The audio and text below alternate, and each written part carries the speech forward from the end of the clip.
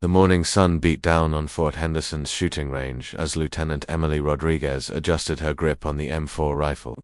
Sweat beaded on her forehead, but her hands remained steady. She had been here since dawn, long before the other soldiers arrived for their mandatory training. "Look who's trying to play soldier again," came a mocking voice from behind her. Emily didn't turn around. She knew that voice belonged to Sergeant Jake Morrison, a man who made no secret of his belief that women had no place in combat roles. His group of followers always seemed to appear whenever she was training, like vultures circling their prey. "Maybe she thinks if she practices enough, she actually hit something," another voice chimed in. This was Corporal Danny Walsh, Morrison's right-hand man in making her life difficult. Emily took a deep breath and squeezed the trigger. The shot rang out across the range, hitting dead center of the target 300 yards away. She fired again. Another perfect hit. Then another. "Lucky shots," Morrison said, loud enough for everyone to hear. "Bet she can't do that when it really matters." The other soldiers laughed, but Emily noticed a few uncomfortable shuffles among the group. Not everyone agreed with Morrison's treatment of her, but no one spoke up either. That was the way it had been for the past 6 months since she'd been transferred to Fort Henderson. Emily had requested this transfer after her previous unit in Afghanistan. She'd seen things there that she couldn't talk about, done things that haunted her dreams. The official records showed she'd served with distinction, but something had changed her, something that made her want to prove herself over and over again. "You know what I heard?" Morrison continued, moving closer to where she stood. "I heard she only got her combat badge because the brass needed to fill some quota, diversity points. You know what I mean?" Emily's jaw tightened, but she kept loading her rifle. She'd heard this story before, in different variations. Sometimes it was because she was a woman.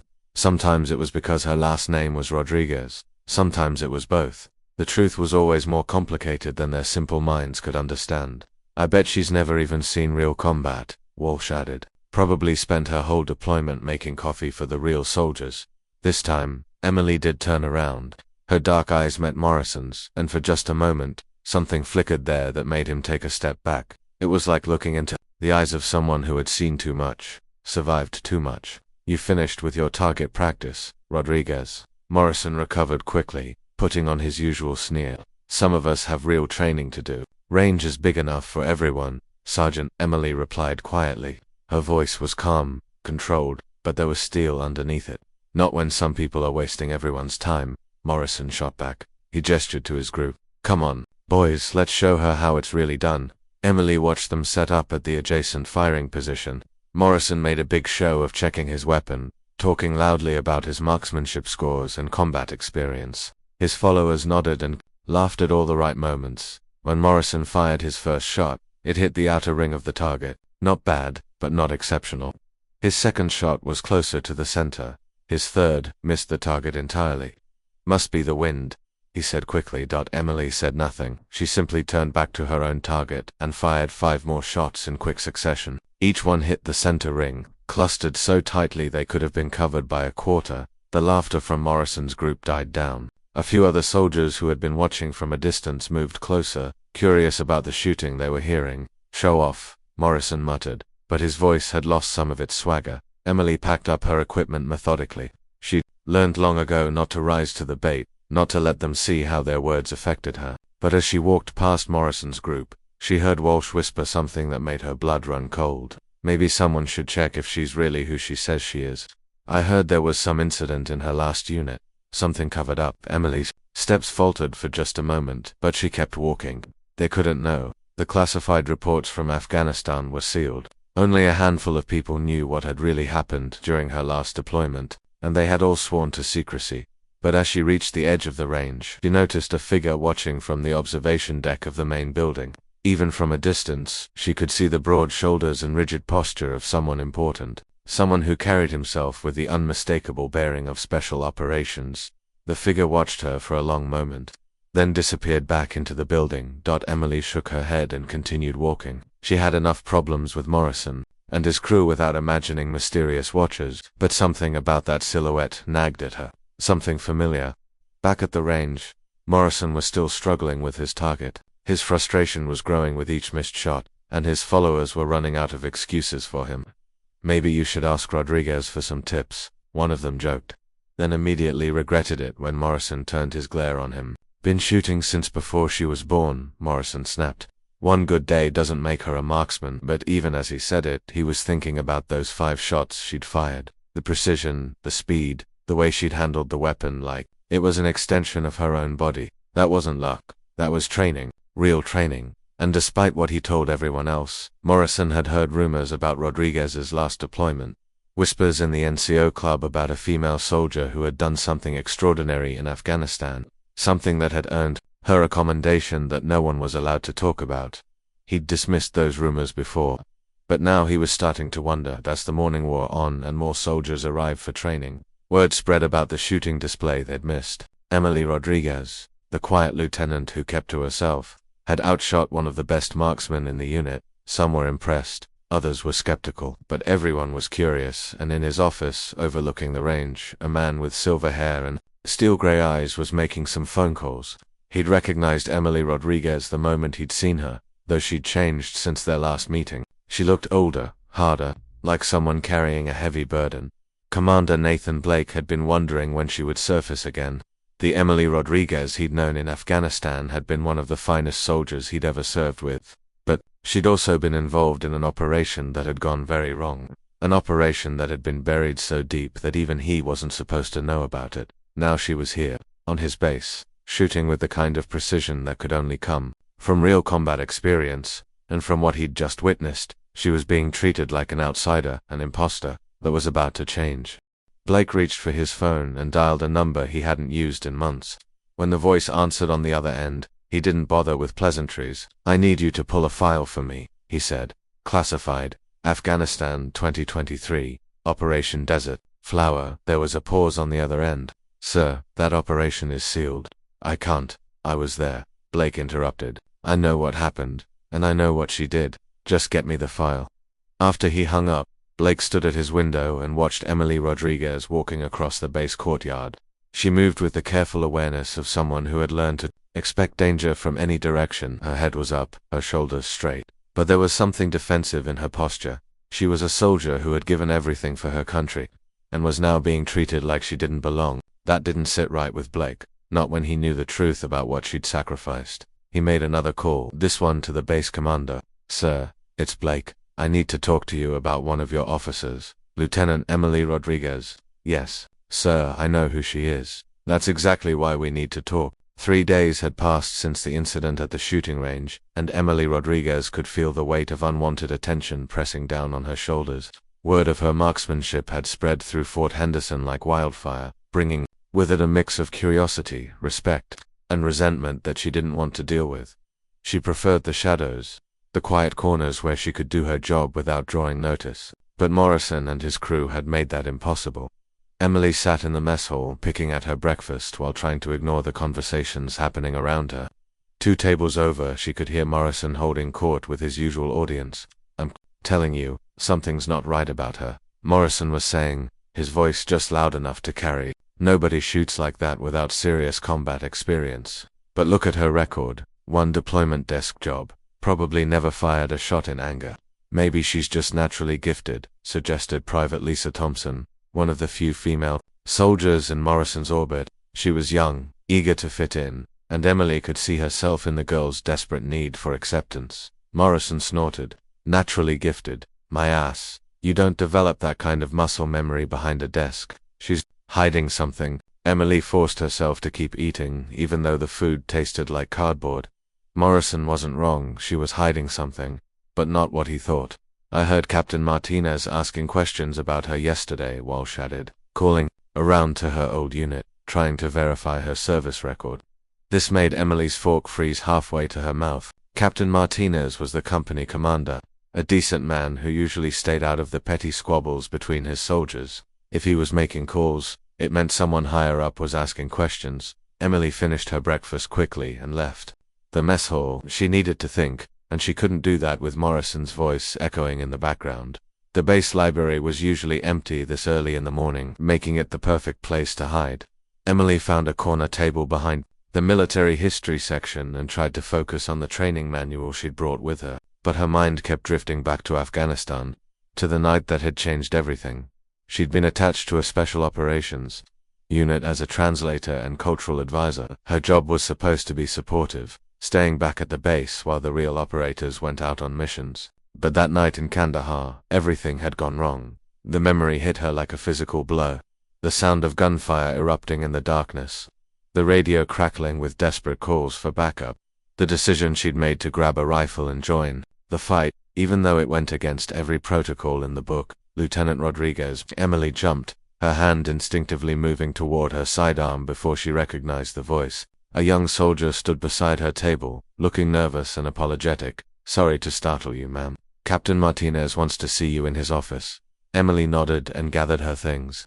The walk across the base felt like a death march. She'd known this day would come eventually, the day when someone would dig deep enough to find the truth about Afghanistan. Captain Martinez was a compact man in his 40s with graying hair and kind eyes. He'd always been fair to Emily, treating her with the same professional respect he showed all his officers.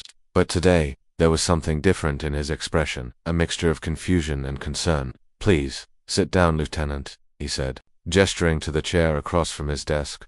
Emily sat, keeping her back straight and her expression neutral. Whatever was coming, she would face it with dignity. "I've been getting some questions about you," Martinez began carefully. "From your recent performance at the range, it's clear you have exceptional skills. Skills that some people are saying don't match your official record." "My record is accurate, sir," Emily replied. It was true, as far as it went. The official record showed her deployment, her assignments, her performance ratings. What it didn't show were the details that had been classified at the highest levels. Martinez leaned back in his chair. "I made some calls to your previous commanding officer. Colonel Harrison speaks very highly of you. Says you're one of the finest soldiers he's ever served with." Emily waited. There was always a but in conversations like this. "But he also said that your service in Afghanistan involved some classified operations that he couldn't discuss. Operations that aren't reflected in your personnel file." "That's correct, sir. Can you tell me anything about these operations?" Emily met his eyes steadily. "No, sir, not authorized to discuss classified material." Martinez nodded, as if he'd expected that answer. "I respect that, Lieutenant, but I need you to understand something. There are people on this base who are questioning your qualifications, your integrity, even your right to be here. If there's something in your background that would help explain your exceptional abilities, it might be worth considering whether some of that information could be declassified." "With respect, sir, that's not my decision to make." "No, it's not." Martinez was quiet for a moment, studying her face. "But I want you to know that I support you, regardless of what happened in Afghanistan. You're a good officer, and I won't tolerate harassment from anyone in this unit." Emily felt a surge of gratitude toward the captain, but she also knew it wouldn't be enough. Morrison and his followers wouldn't be satisfied with official support. They wanted her gone, and they'd keep pushing until they found a way to make that happen. "Thank you, sir. Is there anything else?"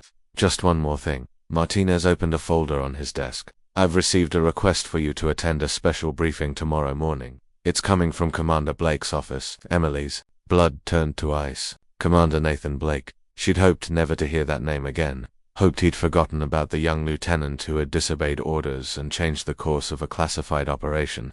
"Do you know Commander Blake?" Martinez asked, watching her reaction. "We served together briefly in Afghanistan," Emily said carefully. "He specifically requested you for this briefing. Said it was a matter of some importance." Emily nodded, not trusting herself to speak. Blake's presence on the base explained the mysterious figure she'd seen watching her at the range. He'd recognized her, and now he was calling her in. The question was why. After she left Martinez's office, Emily walked aimlessly around the base, trying to process what was happening.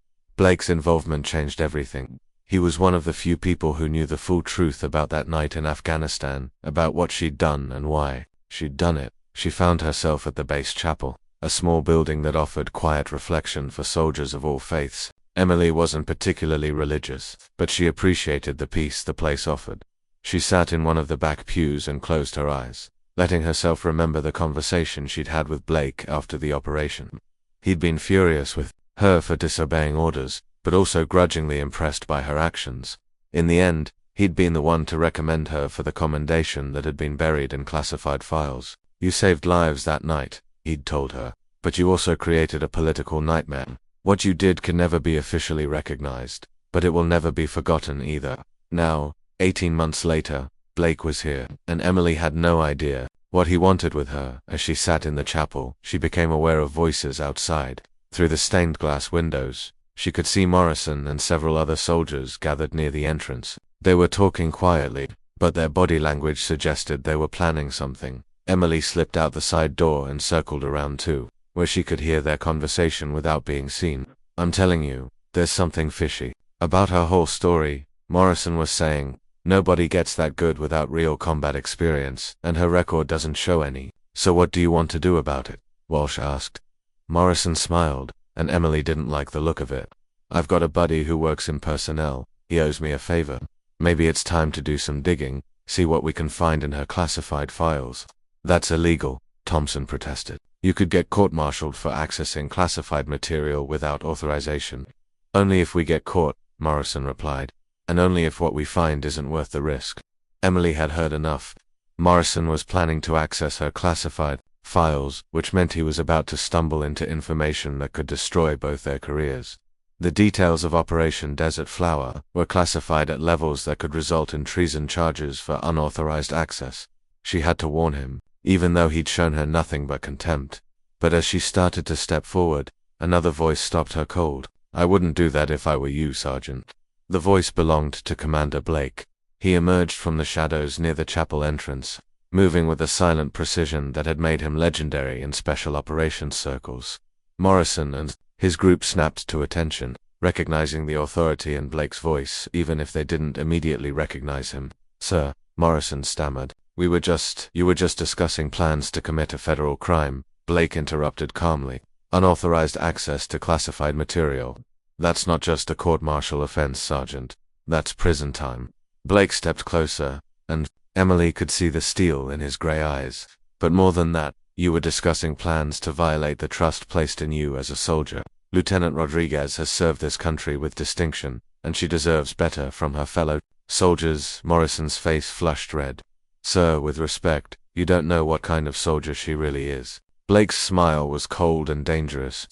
Sergeant Morrison, I know exactly what kind of soldier Lieutenant Rodriguez is. The question is, do you know what kind of soldier you are? The challenge hung in the air like a physical thing. Morrison looked like he wanted to respond, but something in Blake's demeanor warned him off. Dismissed, Blake said quietly. Morrison and his group scattered, but Emily could see the anger and humiliation in Morrison's eyes. This confrontation had only made things worse for her. When they were gone, Blake turned toward where Emily was. Hiding, you can come out now, Lieutenant, he said. We need to talk. Commander Nathan Blake's office was exactly what Emily had expected, spartanly furnished, meticulously organized, with commendations and photos from decades of military service covering one wall. What she hadn't expected was the file folder, sitting open on his desk, its red classified stamp clearly visible even from across the room. Please, sit down, Blake said, closing the office door behind them. He moved with the same economical precision Emily remembered from Afghanistan. Every gesture purposeful and controlled. Emily took the offered chair but remained rigid, her hands folded in her lap. The last time she'd been alone with Blake, he'd been debriefing her after the most traumatic night of her life. She wasn't eager to relive that experience. Blake settled behind his desk and studied her for a long moment. His gray eyes missed nothing, not the tension in her shoulders, not the carefully controlled expression on her face, not the way her right hand kept flexing as if reaching for a weapon that wasn't there. You look tired, Lieutenant, he said. Finally. I'm fine, sir. Are you? Blake leaned back in his chair. Because from what I observed yesterday, you're dealing with harassment from your fellow soldiers, questions about your service record, and the stress of keeping classified information buried. That doesn't sound fine to me. Emily said nothing. She'd learned long ago that silence was often the safest response when talking to superior officers. Blake opened the file folder and glanced at the papers inside. Operation Desert Flower, Kandahar, Province, Afghanistan, March 15, 2023. Do you remember that night, Lieutenant? How could she forget? The memories had haunted her dreams for 18 months. Yes, sir. Tell me what you remember. Emily took a deep breath. She'd given this report before, in a dozen different debriefings, but it never got easier. Alpha Team was conducting a routine patrol in the Arghandab district. Intelligence had suggested possible Taliban activity in the area, but nothing confirmed. I was attached as translator and cultural advisor, And then, at approximately 2,130 hours, Alpha Team encountered heavy resistance from an estimated 30 enemy combatants. They were pinned down in a compound approximately 2 clicks from their extraction point. Multiple casualties reported. Blake nodded. The official report says that's when emergency backup was called in. What it doesn't say is who provided that backup during the 47 minutes it took for the QRF to arrive. Emily's jaw tightened. This was the part of the story that had been classified, the part that had changed her life. Orders were to maintain position at the forward operating base and provide intelligence support. But that's not what you did, is it? No, sir. Blake closed the file and looked directly at her. What you did was grab an M4, 200 rounds of ammunition, and a night vision scope. You commandeered a Humvee and drove alone into hostile territory to provide covering fire for Alpha teams. Withdrawal. You engaged multiple enemy positions, eliminated at least 8 confirmed targets, and held your ground until the QRF arrived. The words hung between them like an accusation. Emily had never heard her actions described so starkly, so clinically. When she remembered that night, it was all chaos and terror and the desperate need to help her fellow soldiers. You disobeyed direct orders, Blake continued.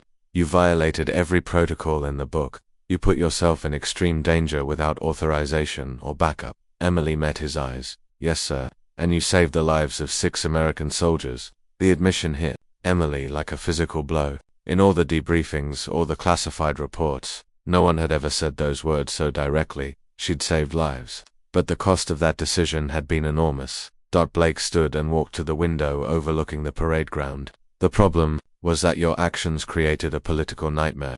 A female translator engaging in direct combat was bad enough from a public relations standpoint, but the real issue was that you weren't supposed to be there in the first place. Emily knew this part of the story. The operation had been based on faulty intelligence, and several high-ranking officials had signed off on a mission that should never have been approved. Her heroics had exposed their mistakes, making her both a hero and a liability. So they buried it, Blake continued, classified the whole operation, scrubbed the details from your service record, and transferred you stateside as quietly as possible. The official story became that you were a desk officer who had never seen combat. It was the right decision, Emily said quietly. Politically, I mean. Blake turned back to her, and there was something like anger in his eyes. Was it? Because, from where I'm sitting, it looks like the army threw one of its finest soldiers under the bus to protect some politicians' careers. Emily didn't know how to respond to that. She'd accepted the classified nature of her service as necessary, even if it meant being misunderstood and underestimated. But hearing Blake's anger on her behalf stirred something in her chest that she'd been trying to suppress for months. Why are you telling me this now? She asked. Blake returned to his desk and pulled out another folder. Because Sergeant Morrison isn't the only one asking questions about you. Your performance at the range caught the attention of some people in Washington. Good people who are wondering why a soldier with your skills is being wasted on routine training exercises. He opened the second folder and turned it so Emily could see the contents. It was a mission briefing, marked with the highest level of classification. There's a situation developing overseas, Blake said. The kind of situation that requires soldiers with very specific skills. Soldiers who can think under pressure, who can make life or death decisions in impossible circumstances. Soldiers like you.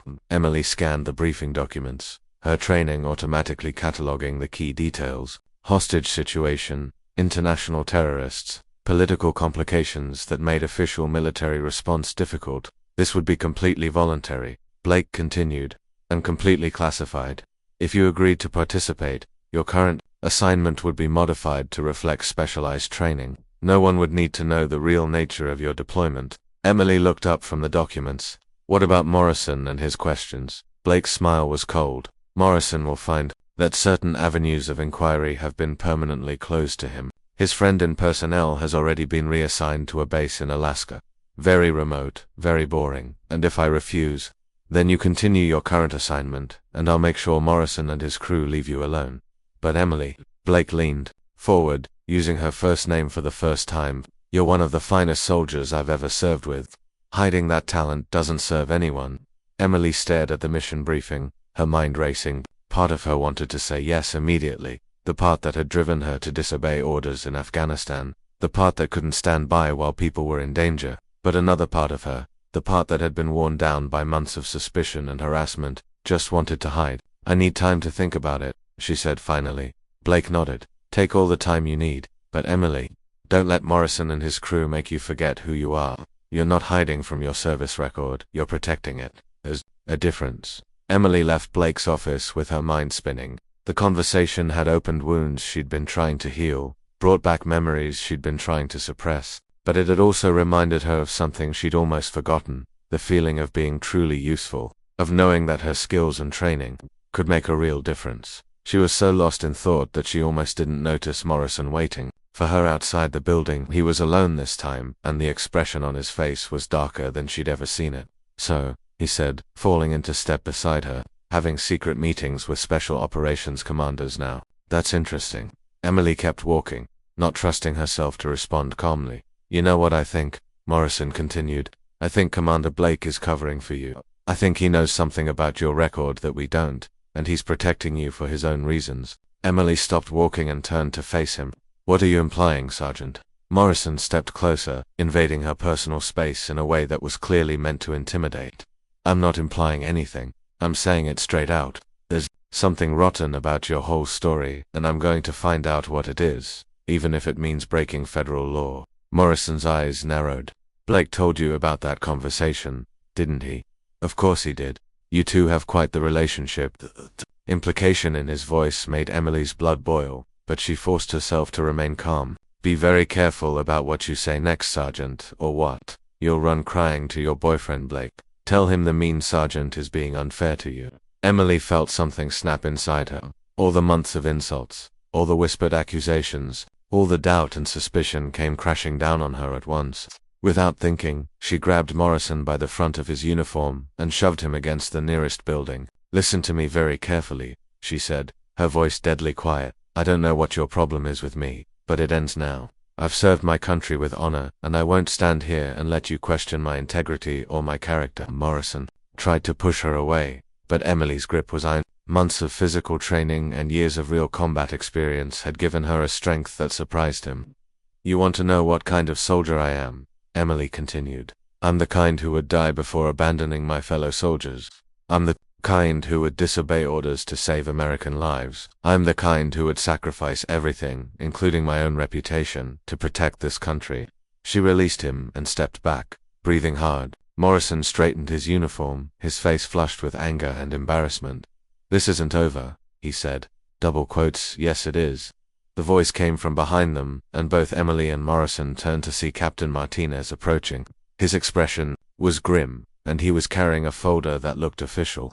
Sergeant Morrison, Martinez said. You're being transferred, effective immediately. Report to the first sergeant for out-processing instructions. Morrison's mouth fell open. Sir, you can't. I can, and I am. Martinez's voice brooked no argument. Your behavior toward Lieutenant Rodriguez has been unprofessional and unacceptable. This transfer is the least of what you deserve. Morrison looked between Martinez and Emily, his face cycling through disbelief, anger, and finally resignation. This isn't fair, he said. You don't know what she really is. I know exactly what she is, Martinez replied. She's a soldier who has served with distinction and deserves the respect of her fellow soldiers, something you've failed to provide. As Morrison walked away, Martinez turned to Emily. Are you all right, Lieutenant? Emily nodded, still shaken by her own reaction. She'd lost control, something she'd sworn never to do again after Afghanistan. For what it's worth, Martinez said quietly, I got a call from Washington this morning. Someone very high up the chain wanted to make sure you were being treated appropriately. Seems like you have friends in important places. Emily knew that. Call had probably come from Blake, but she said nothing. Whatever happened in Afghanistan, Martinez continued, it must have been something special, the kind of service that makes people remember your name years later. He handed her the folder he'd been carrying. New orders came through this morning. You're being assigned to specialized training, effective next week. Congratulations, Lieutenant. I think bigger things are waiting for you. As Emily walked back to her quarters, she felt something she hadn't experienced in months. Hope. The conversation with Blake had reminded her who she really was. Not the diminished version of herself that Morrison's harassment had created. She was a soldier, a protector, someone who made a difference when it mattered most. The mission briefing Blake had shown her was still on her mind. Somewhere in the world, people were in danger, and she had the skills to help them. The question was whether she was ready to step back into that world. to risk everything again for the sake of others. But as she thought about Morrison's final words, "You don't know what she really is," Emily realized he was right. He didn't know what she really was. None of them did. She was a guardian, a warrior, a soldier who had proven herself in the crucible of combat. And it was time to stop hiding from that truth. The specialized training facility was located in a classified location 2 hours from Fort Henderson. Emily arrived before dawn, her orders instructing her to report to Building C with minimal personal effects and no questions asked. The facility looked like any other military training site from the outside, but Emily could sense the undercurrent of intensity that marked truly elite operations.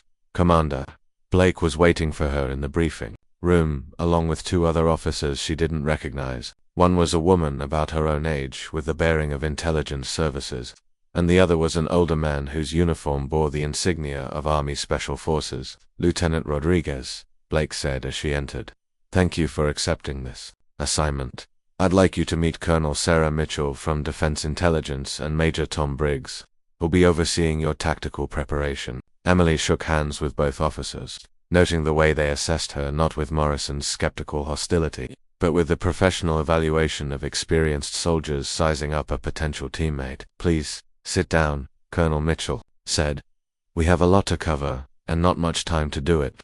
The briefing that followed was unlike anything Emily had experienced in her regular Army service. The mission was complex, dangerous, and politically sensitive. A group of American aid workers had been taken hostage by terrorists in a region where official military intervention would create international incidents. The operation required someone who could blend in, speak the local languages, and handle herself in combat if things went wrong. "The profile is very specific," Major Briggs explained. "We need someone with proven combat experience, cultural familiarity with the region, and the ability to operate independently under extreme pressure. Your record from Afghanistan makes you an ideal candidate." Emily looked around the table. "My official record from Afghanistan shows mostly translation and liaison work." Colonel Mitchell smiled. "Lieutenant, we're not talking about your official record. We're talking about what really happened during Operation Desert Flower." The room fell silent. Emily felt the familiar weight of that classified operation settling on her shoulders again. "You've all read the real file?" she asked. "We've all read the real file," Blake confirmed. "And we've all reached the same conclusion. You're exactly the kind of soldier this mission requires." Over the next 4 hours, they walked Emily through every aspect of the operation. The intelligence was solid, the planning was thorough, and the political authorization came from the highest levels of government. This wasn't a rogue operation or a military adventure. It was a carefully planned rescue mission that required someone with her specific skills. "There's one more thing," Colonel Mitchell said as the briefing concluded. "If you accept this mission, we'll need to create a cover story for your absence from Fort Henderson. The official record will show that you've been selected for an advanced leadership course." Emily nodded. "And if I refuse, then you return to your regular duties, and we find someone else," Blake said. "But Emily, I need you to understand something. What happened in Afghanistan wasn't a mistake or an accident. It was exactly the kind of decision-making and courage that makes a great soldier. You've been hiding from that for 18 months. But hiding doesn't change who you are." Emily stared at the mission documents spread across the table. Everything in her training, everything in her heart was telling her to say yes. But the memory of Morrison's accusations, of the doubt and suspicion she'd faced, made her hesitate. "Can I have until tomorrow to decide?" she asked. "Of course," Colonel Mitchell said.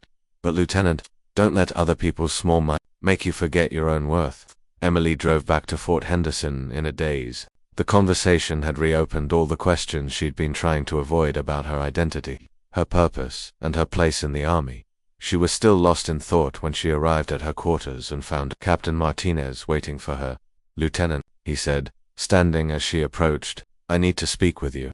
Emily invited him into her small apartment, noting the serious expression on his face. Whatever he wanted to discuss,